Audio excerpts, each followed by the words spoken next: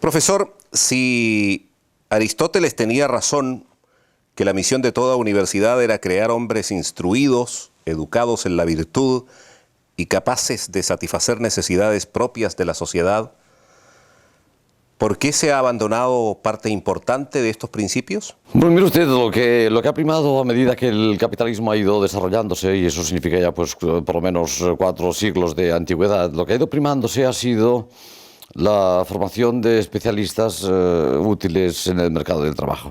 Esto es una cuestión que de hecho ya empezó así la universidad en el siglo XII. Ya en Bolonia empezó los planes de Bolonia primeros, los del siglo XII, ya hablan de esa cuestión y ya pretenden que los estudiantes ofrezcan, lleguen a cubrir los puestos de trabajo propios de una cancillería, de una embajada, en fin, los notarios, abogados, escribientes. Es decir, la idea pragmática está en el origen mismo de la universidad.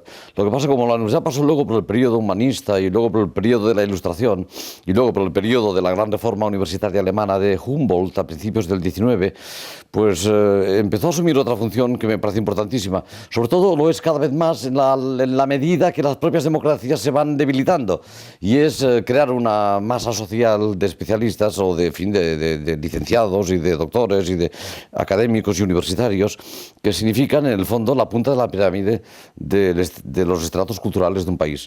En eso pues no hay ninguna duda. Claro que hay algunos que van por libre y hay grandes pianistas o artistas que no han pisado la universidad, pero en general un país tiene su clase culta, en fin, de donde sale a la clase culta de un país pues es evidentemente de las promociones universitarias.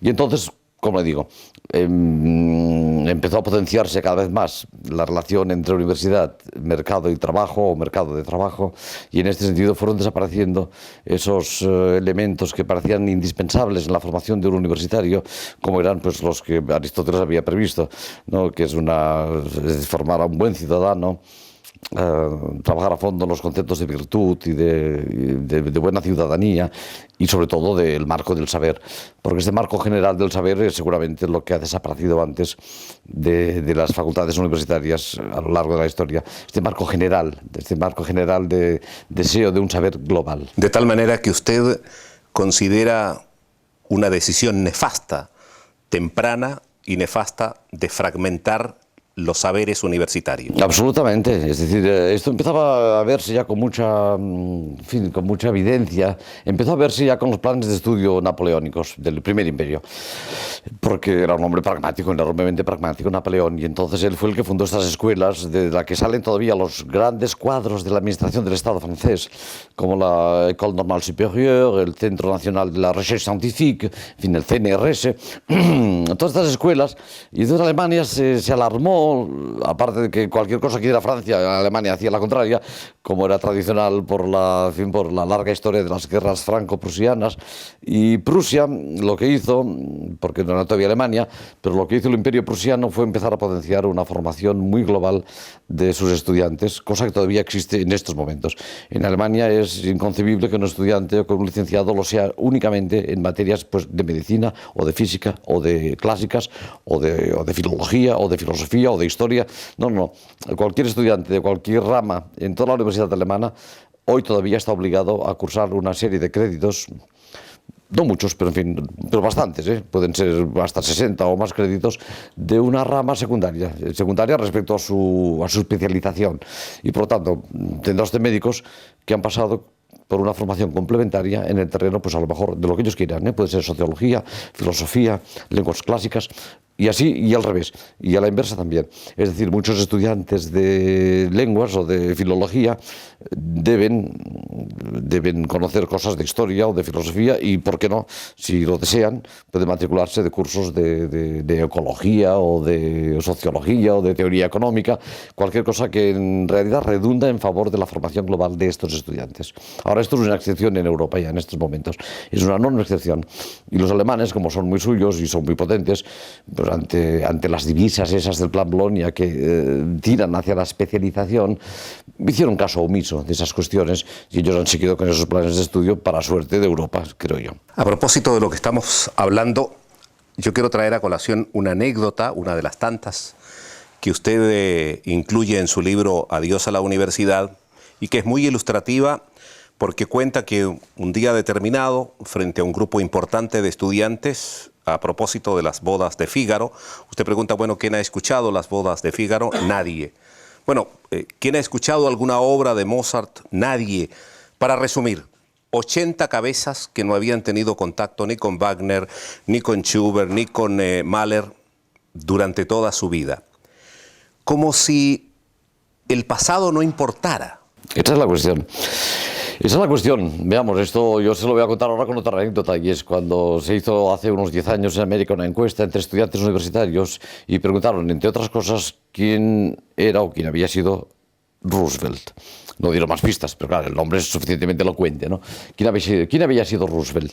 Muchos estudiantes no sabían quién era. Y claro, fíjese usted que es el presidente de Estados Unidos más importante durante la Segunda Guerra Mundial, y que la habría culminado si no se hubiera muerto y le hubiera sucedido Truman. Pero claro, es que es una figura fundamental como Lincoln o como Washington en la historia de Estados Unidos. Y muchos no sabían quién era. Y entonces el propio estudiante o el encuestado, era clase universitaria en general, que es peor, claro, porque en fin, puede haber población que no esté al tanto, pero eran universitarios. Y decían, bueno, pues ¿de qué tiempo me habla? Pues mire, de los años 40, de la Segunda Guerra Mundial. Dice, entonces no me pregunte, dice, yo todavía no había nacido.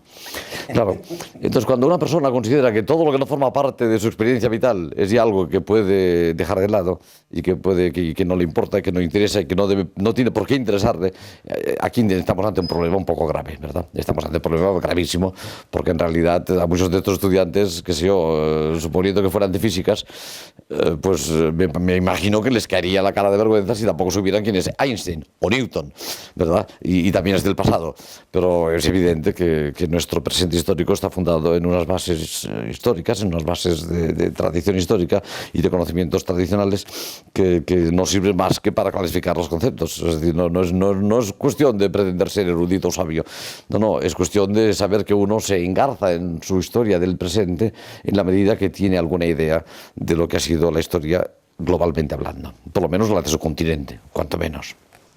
De tal manera que usted cree firmemente de que es cierta esta aseveración de que vivimos una tiranía del momento. Sí, la tiranía del momento, el presente, ese mito mal adaptado del carpe diem horaciano, ¿verdad? Que no es exactamente eso lo que dice la teoría latina del aprovechar el tiempo o el día, o agarrar el día, o pescar el día, el carpe diem, ¿no? No es exactamente eso. Lo que dice es que no pierdas los momentos de tu existencia, porque la vida es breve y vas a morir. Y aquí es otro de los factores que parece haber desaparecido del horizonte mental de muchísima gente joven en todo el mundo civilizado. Bueno, civilizado. Yo creo que todo el mundo está civilizado con una u otra civilización, digamos, del mundo súper desarrollado.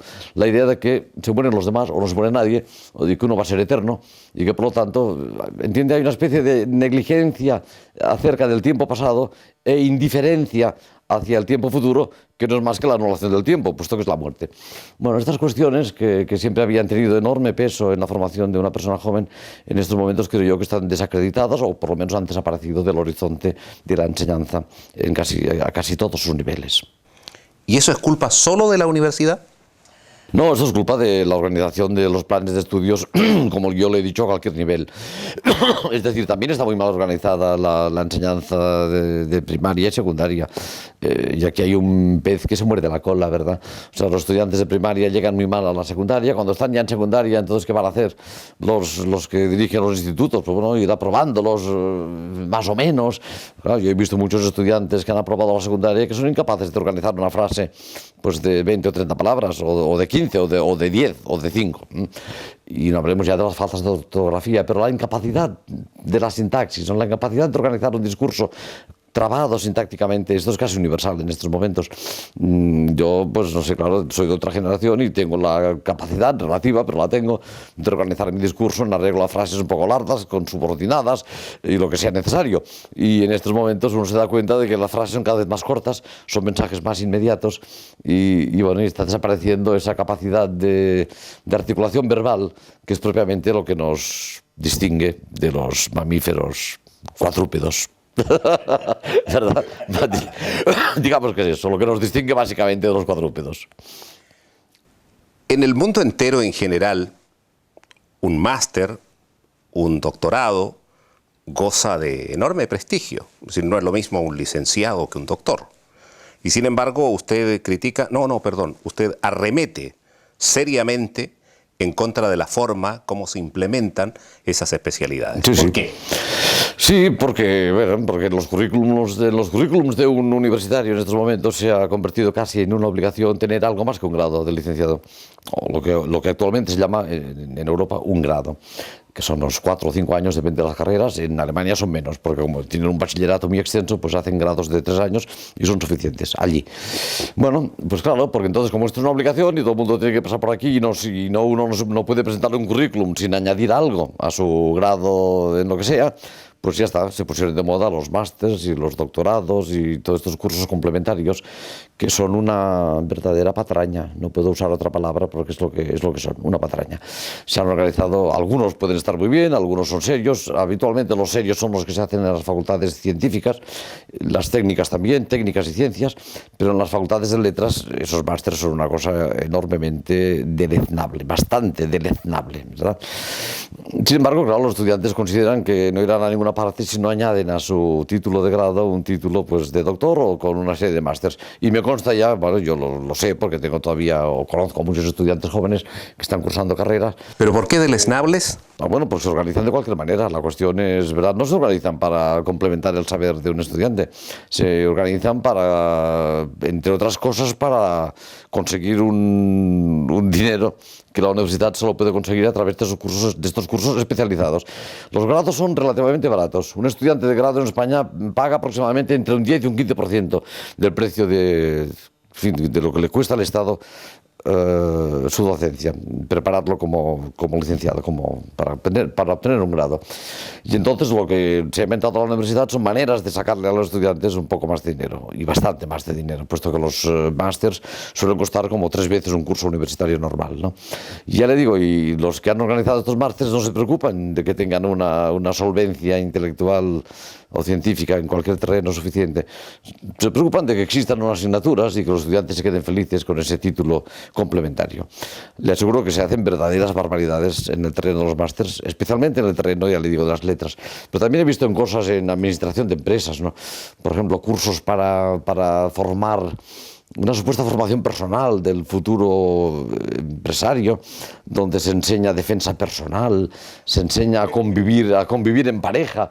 Estas cosas que antes pues hacía la iglesia o hacía pues un psicólogo, pues bueno, son materia de enseñanza en la universidad, cosa que me parece ya un verdadero despropósito, un disparate extraordinario. Y esto está existiendo, esto se está viendo en estos momentos en Barcelona, por lo menos. Y es verdad, profesor, que al final, como cereza de la torta de todo lo que usted dice, ¿es verdad que el alumno que recibe el título de máster tiene que invitar a la gente a una cena que le sale carísima? No, ¿Es es un cierto doctorado. eso? Esto no es los másteres, doctorado? sino el doctorado. El doctorado, que claro, también existe. Usted sabe que para conseguir el título de doctor uno tiene que pasar por unos másteres previamente. Que es como la formación para el doctorado. Pero el día que lee su tesis doctoral ante un jurado, ante un tribunal o una comisión, ese día sí, la tradición manda que después de haber obtenido la nota que sea, está obligado a invitar a comer a los 5 miembros del tribunal, y bueno, y a lo mejor se añade pues alguien de su familia, o su mujer, o su marido, o lo que sea.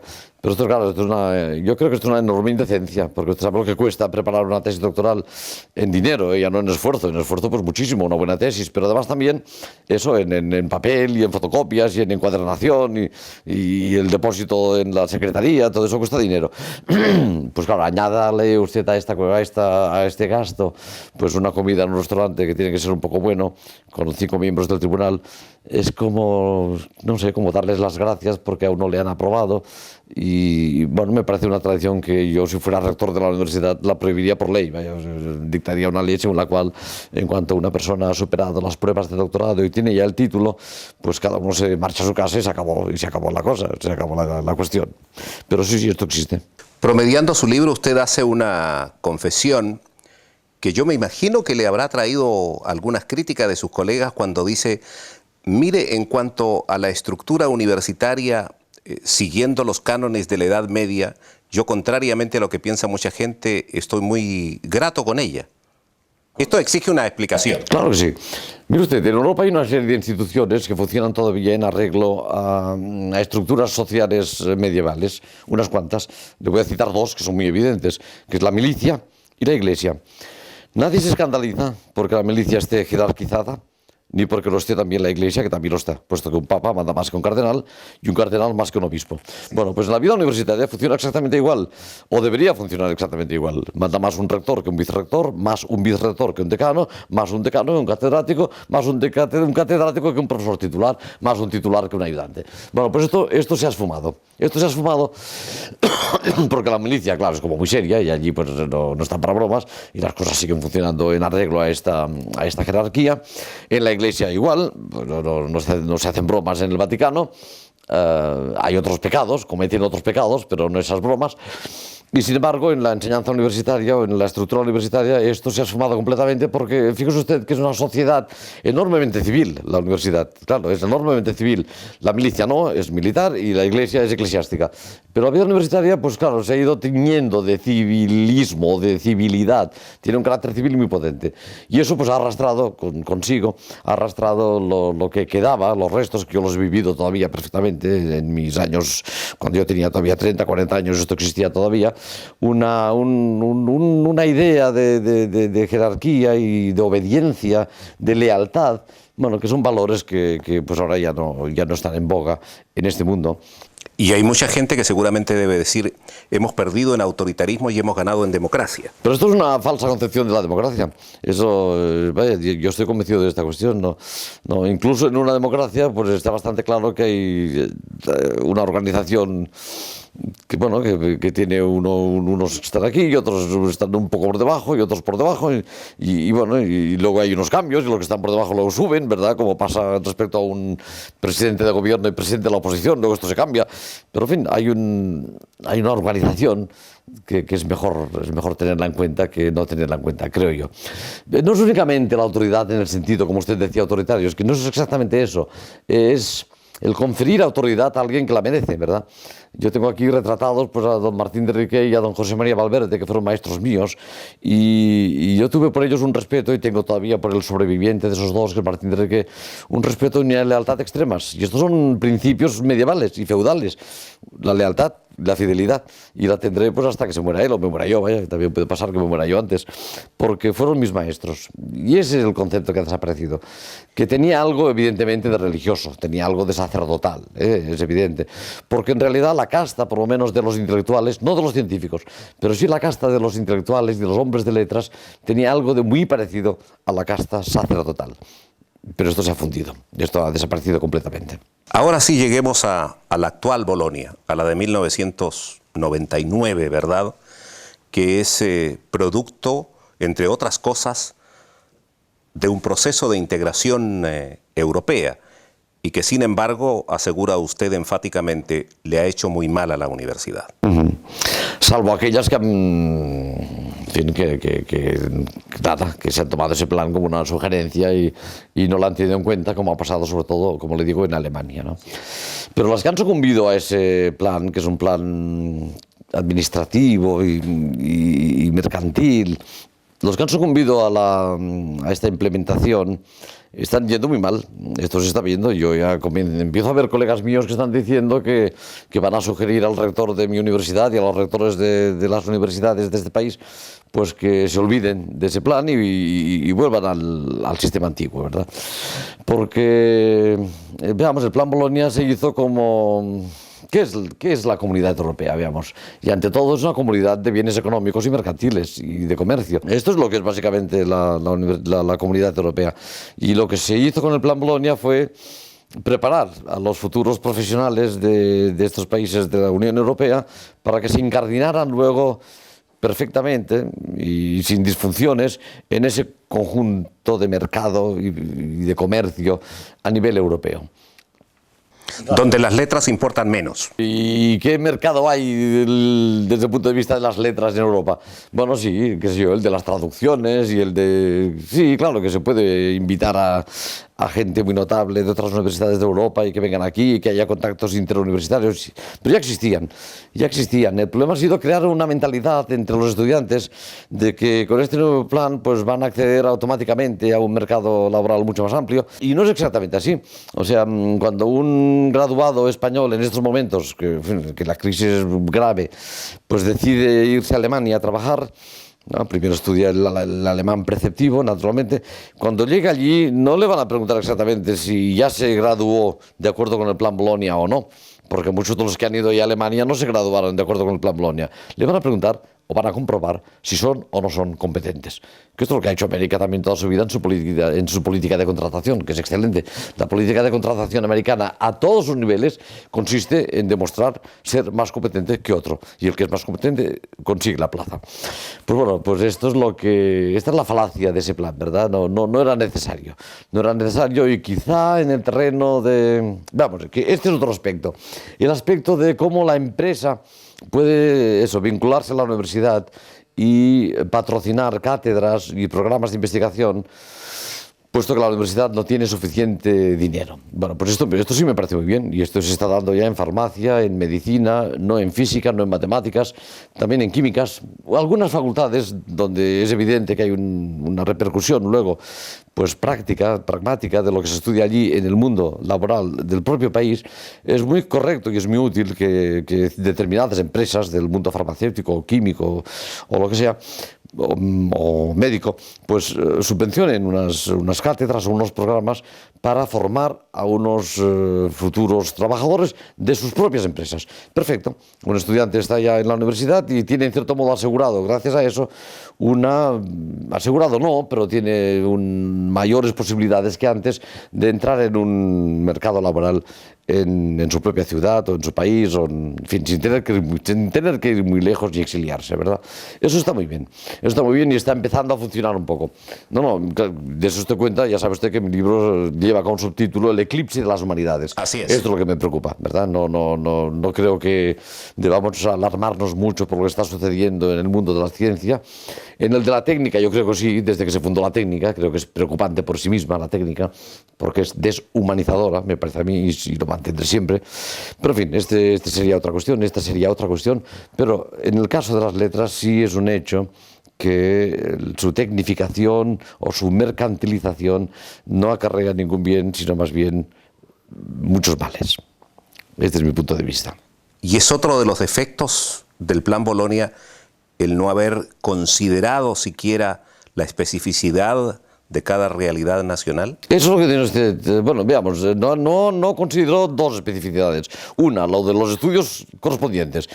No distinguió entre los estudios humanísticos, que no están vinculados al mercado laboral, más bien están vinculados al mercado educativo, que no está al mercado, sino que es una función social pública de enorme interés y que no es mercantil. Lo que usted dice, es decir, no tener en cuenta la especificidad de cada país. Claro. Veamos, pues cada país necesita un número determinado de licenciados en letras, o de médicos, o de químicos, o de matemáticos, y en este sentido pues se ha creado ya una especie de bolsa común de gente preparada en distintas cuestiones que están para repartirse por toda Europa, por allí donde hagan falta. Pero claro, el problema es que no hacen falta tantos en Europa como en otros sitios. Vea usted, donde hacen falta y donde serían muy útiles muchos de esos que están preparados para pulular por Europa, sería en China, en India, en Brasil y en algún otro país. Sin embargo, como no forman parte de la Unión Europea, todos estos beneficios del Plan Bolonia no redundan en la posibilidad de que un licenciado, un graduado, obtenga un trabajo donde lo hay, donde de verdad los hay, que son los países que le he dicho, los países emergentes. Es decir, aquí habría que haber construido un plan global y globalizado de validez de los títulos universitarios, teniendo en cuenta que en realidad Europa ya no es, como se ha demostrado, una unidad autosuficiente, sino que está pues, inmersa en una dialéctica entre tres bloques, que son el bloque norte y suramericano, el bloque europeo, estamos en medio de eso, y el bloque asiático. Y entonces, pues por ahí a lo mejor sí, pero únicamente hablando de Europa no, porque está sucediendo ya que estudiantes con un grado y con muchos másters y que aquí no encuentran trabajo, van a buscarlo donde tampoco lo hay. Italia, a lo mejor, Francia, Grecia no hablemos, y muchos otros países de la Unión que en estos momentos tampoco pueden ofrecer nada de nada. ¿Qué sucederá? Que el único país que puede tener todavía una cierta capacidad de asimilación de gente preparada universitariamente en distintos terrenos, que es Alemania, Inglaterra tampoco, un poco también, pero muy poco, Alemania la que más, y tampoco mucho. Este país va a quedar saturado de aquí 2 años o 3 de todo lo que necesitaba. ¿verdad? Va a quedar definitivamente saturado.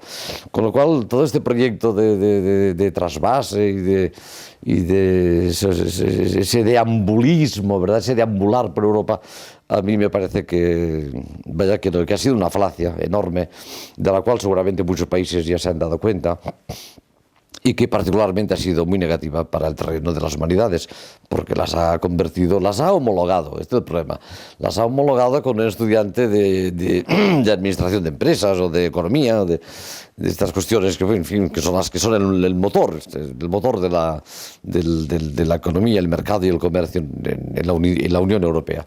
No se puede homologar a las humanidades con estas funciones que son muy útiles por ellas mismas y que son verdaderamente el motor de la Unión Europea, pero no se puede hacer esta especie de disimulo. Bueno, para que también estén los de humanidades contentos, los vamos a homologar con eso. No, porque los humanistas, donde van a parar, pues es eso, básicamente la educación. Y nunca debe llegarse al extremo de confundir la educación con un mercado de trabajo.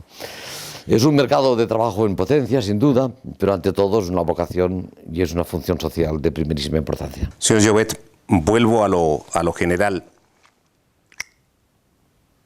Esta crisis ético, moral, espiritual en el más amplio sentido de la palabra, que se vive no solo en Europa, sino también en otras latitudes, ¿es a su juicio también consecuencia del declinar de las humanidades en la enseñanza, de esta desconfianza en este tipo de estudios? No, en el fondo es consecuencia de la secularización de Europa.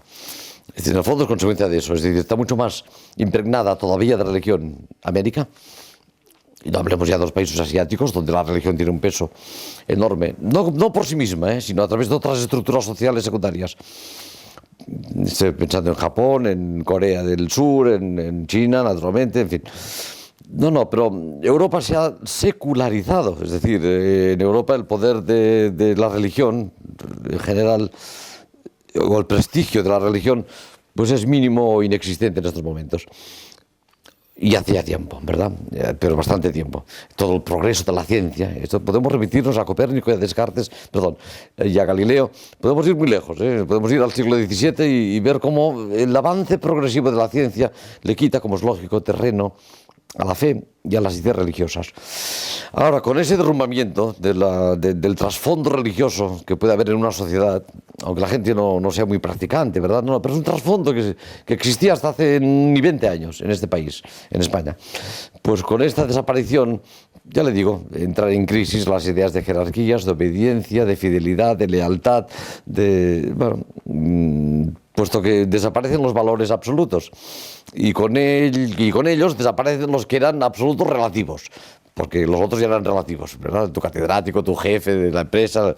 Pero ya le digo, la empresa sigue funcionando, ya no únicamente en la iglesia o la milicia, también en la empresa privada sigue funcionando una idea de que las cosas están organizadas de acuerdo con una jerarquía. Y yo creo que ha sido, entre otros factores, o básicamente la secularización de Europa, la que ha llevado, en fin, a los que estaban como más sueltos en este mundo, que son propiamente, seguramente, las personas de humanidades, son los más civilizados también, y los más civiles, pues los ha civilizado o los ha convertido más civiles que antes todavía. Y bueno, y como le comentaba antes, eso ha ido en detrimento de una serie de respetos, que no son únicamente el respeto a tu superior, no, es un respeto a una tradición, por ejemplo. Es decir, cuando a un estudiante se le presenta en clase un texto de Goethe o no hablemos ya de Dante, que esto ya es siglo XIII, pero en fin, un texto histórico con autoridad, un texto con autoridad por sí misma, la tiene. Se la han delegado los siglos de lectores, de críticos, de profesores, de investigadores. Pues bueno, pues muchos estudiantes ya piensan, ¿usted de qué me está hablando, verdad? Porque tampoco los estudiantes confieren autoridad o confieren auctoritas, habría que decir en latín, confieren auctoritas a los grandes valores de la tradición intelectual de nuestro continente. Y entonces ya empieza un caos, y empieza una confusión, y empieza un... Hemos perdido el cuidado por las formas. Bueno, sí, esto está ya en todo lo que lo he dicho a usted. Sí, sí, en fin, la educación y las formas. Fíjese usted que sociedades donde el sustrato religioso todavía es potente, como China o como Japón, piense usted mucho en Japón, pues la gente tiene unas formas exquisitas, ¿verdad? Es que es así, tiene unas formas exquisitas. No es una tradición únicamente civil, no, no, no. Es una tradición que viene de la confusión entre poder del emperador y poder religioso. Eso sí es, ¿no? Pero bueno, pero da gusto, ¿verdad? Se han perdido, claro que sí, pero muchísimo, se han perdido las formas. Pero ¿significa eso, profesor, que usted de una u otra manera defiende que debería haber una mejor relación entre Estado e Iglesia? No, ni mucho menos. No, no, ni mucho menos. No, no. Defiendo que la Iglesia debería haber sido un poco más perspicaz y más sólida de lo que es. No, el problema es de la Iglesia, sí, sí. No, el problema nunca es del creyente. El problema es que si el creyente tiene una Iglesia que está en un estado putrefacto, o casi, ¿verdad? En fin, depende de las iglesias. Es muy importante la aclaración. Claro, claro. Depende de las confesiones. Depende de las confesiones. Pero si, vamos, si uno tiene eso como referente, una Iglesia en un estado de decadencia, pues es muy lógico que la abandone y que sea parte de cualquier cosa que se parezca a esta Iglesia, ¿verdad? Esta es la cuestión. Profesor, quisiera que nos trasladáramos imaginariamente a América. Allí, en el caso de Chile, de forma muy notoria, pero también en Colombia, se vive efervescencia estudiantil. Pero en el caso específico chileno me interesa por las siguientes razones. El reclamo de los estudiantes va por lo menos en dos sentidos. Por uno, respecto del pago de la universidad, que lo consideran extraordinariamente oneroso y que tienen que pagar grandes cantidades de dinero, lo que ha llevado al país a tener una estructura de universidades públicas y una enorme cantidad de universidades privadas, las universidades privadas incluso subvencionadas también por el Estado. Y la otra es el reclamo más general respecto de tener una educación de mayor calidad. En este empeño estudiantil, por primera vez en la historia, creo, desde que tengo memoria y de lo que he estudiado, este movimiento ha contado con el apoyo de los padres y también de una cantidad importantísima de profesores y de rectores. Yo no le voy a preguntar por particularidades, pero por las cosas generales. ¿Qué piensa usted que está pasando? Bueno, en general, vea usted, lo que está pasando allí es que sucede lo que sucedió en Europa en los años 70, más o menos, a partir del 68. Es decir, en favor de esos países le diré que seguro, por fuerza, esta clase estudiantil está mucho más politizada que la clase estudiantil europea en estos momentos. Es decir, la clase estudiantil, entre otras cosas que le ha pasado, en fin, no por el plan Bolonia, sino ya en los últimos 20 años, en parte por las nuevas tecnologías, por la cultura del ocio, de la diversión, de la música contemporánea y demás, es una juventud despolitizada, enormemente despolitizada. O sea, mis estudiantes no leen un periódico jamás. Y a lo sumo, pues ven los resúmenes de televisión de media hora o los primeros 15 minutos, en fin.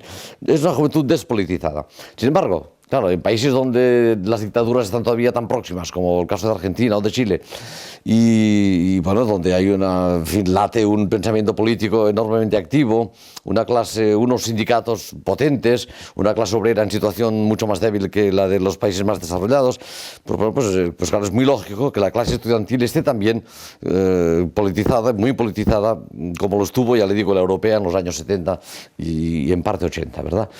Y entonces esto es ideal. Es ideal que una clase estudiantil que suele estar muy preparada o más preparada intelectualmente que la clase obrera, porque es así, suele estar ha leído el manifiesto comunista o ha leído los textos básicos, sí, claro, claro.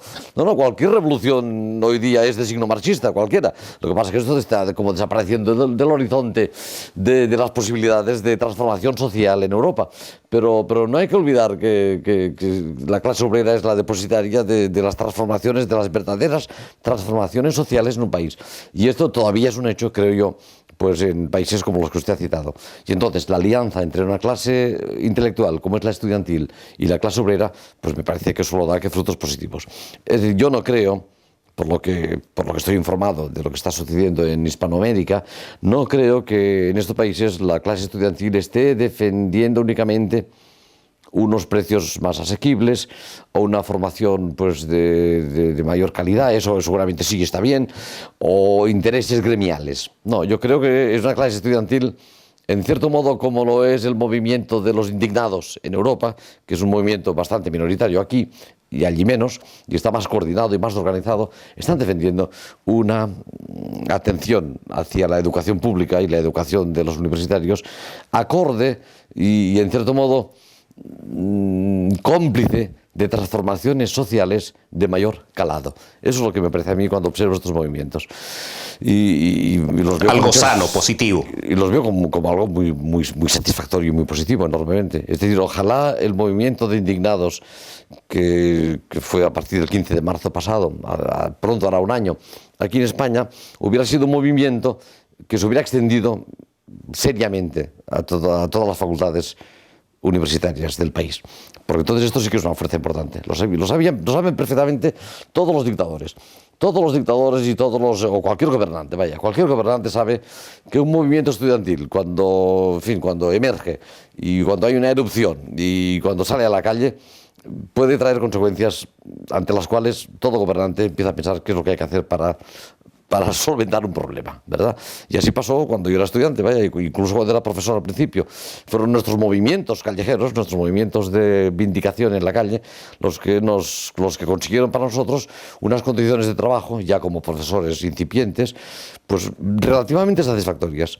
En estos momentos, ni los estudiantes tienen unos planes de estudio y una calidad de enseñanza como la que merecerían, ni los profesores jóvenes, ni mucho menos, tienen unas condiciones de trabajo satisfactorias. ¿Por qué no se movilizan? Pues vea usted, por esta despolitización, que este ya es otro factor en el que no habíamos entrado, por esta despolitización que ha sido consecuencia, pues no sé de qué. La verdad es que me cuesta mucho entenderlo, porque los sindicatos todavía están en España relativamente movilizados. Pero la clase estudiantil no. La clase estudiantil está pensando en acabar su carrera cuanto antes, tener un título, añadir a ese título unos doctorados o másteres y ganarse la vida. Es decir, en cierto modo, yo le diré que es una expresión fuerte, pero casi le diría que la clase estudiantil europea ha dado la espalda a los movimientos revolucionarios o sin más, los movimientos vindicativos de la clase obrera. Porque a lo mejor el consumo le resulta más atractivo que todo el resto. Bueno, claro, ellos están pensando, veamos, en realidad es la propia clase obrera, cuando manda a sus hijos a la universidad, los encuentra ya automáticamente integrados a otro mundo, que no es el de la vindicación obrera, sino el de la vindicación capitalista, inmediatamente, porque ven que con 4 años de estudio y unos títulos van a entrar van a incorporarse a una clase, que es aquella clase a la cual en estos momentos buena parte de la clase obrera desearía incorporarse, que es la clase intermedia, la clase media, la clase burguesa.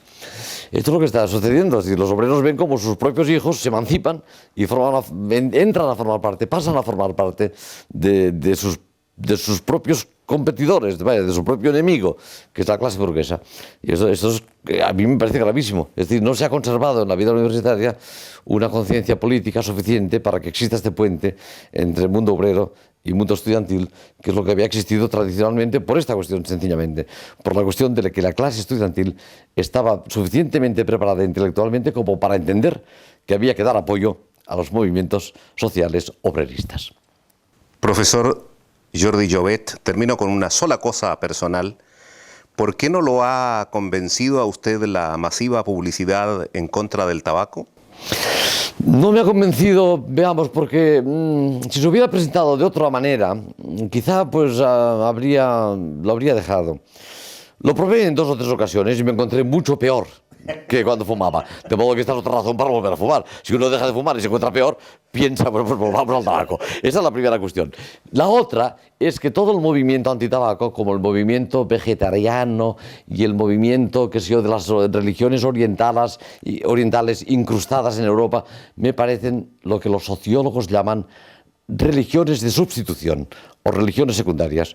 Es decir, cuando uno resulta que va a un sitio, y a mí me ha sucedido a veces entrar fumando sin darme cuenta en un ascensor en estos momentos o en un bar, y que te salga una persona que es un civil como tú, un ciudadano como tú, ni más ni menos, y te llama al orden, ¿verdad? Entonces pienso, bueno, aquí se ha producido una cierta perversión de esta cuestión.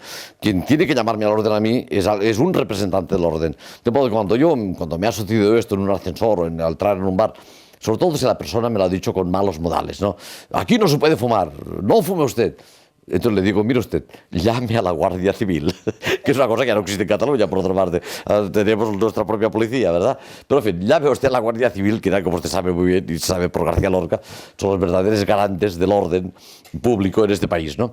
Claro, que sea la autoridad la que me lo diga, pero que no se inviesta de autoridad un ciudadano cualquiera. Eso me molesta muchísimo. Me molesta muchísimo que los ciudadanos asuman un papel de policías que no les corresponde. Total, que es tanta propaganda y esta cosa, ese tabú que se ha creado, ¿verdad? Mire usted, pienso por otro lado, y esto es seguramente lo más importante, que todos vamos a morir, todos moriremos, de modo que yo moriré feliz, por lo menos morir feliz, ¿verdad? Yo moriré feliz puesto que el tabaco me ha dado una de las grandes satisfacciones de mi existencia, es así de claro, y de modo que no voy a dejarlo. Y a lo mejor moriré con más incomodidades que otros, eso puede ser, ya me han advertido los médicos, usted puede encontrarse con una bronquitis crónica, la tos que tenía no era más que una bronquitis de una gripe, que es muy distinto, no toso nunca, no duermo bien, no tengo la nariz tapada, en fin, no me ha aportado más que beneficios el tabaco, se lo digo sinceramente, me ha aportado enormes beneficios, ¿no? De modo que voy a seguir con esta tónica y que sea lo que Dios quiera. Profesor, muchas gracias. Es usted muy amable.